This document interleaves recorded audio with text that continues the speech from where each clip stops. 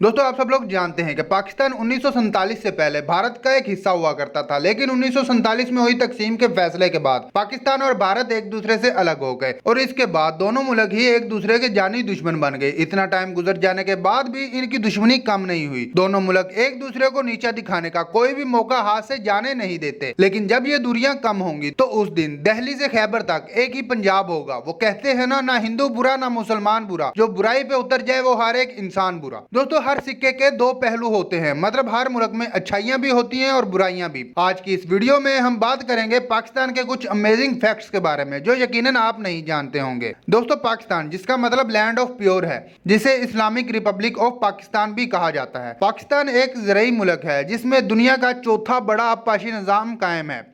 पाकिस्तान दुनिया भर में कपास और गंदम की पैदावार के लिहाज से चौथे, प्याज और दूध की पैदावार के लिहाज से पांचवें, खजूर की पैदावार के लिहाज से छठे, आम की पैदावार के लिहाज से सातवें, चावल और टेक्सटाइल की पैदावार के लिहाज से 8वें नंबर पर मौजूद है। पाकिस्तान में गंदम की पैदावार पूरे बड़े आजम अफ्रीका की पैदावार से ज्यादा है। पाकिस्तान की फौज दुनिया की छठी सबसे बड़ी फौज मानी जाती है, जिसकी कुल तादाद 6.5 लाख से भी ज्यादा है। और सबसे अमेजिंग बात यह है कि पाकिस्तान अपने हर एक सोल्जर पर $10,000 खर्च करता है, जो कि तकरीबन 15 लाख रुपए बनते हैं। इसी तरह इंडिया अपने सोल्जर्स पर $25,000 और दुनिया की सुपर पावर यानी यूनाइटेड स्टेट ऑफ अमेरिका अपने हर एक सोल्जर पर $4 लाख खर्च करती है। पाकिस्तान की कौमी ज़बान उर्दू है, लेकिन सिर्फ 8% लोग ही पाकिस्तान में उर्दू बोलते हैं, जबकि पाकिस्तान की ज्यादातर आबादी पंजाबी बोलती है।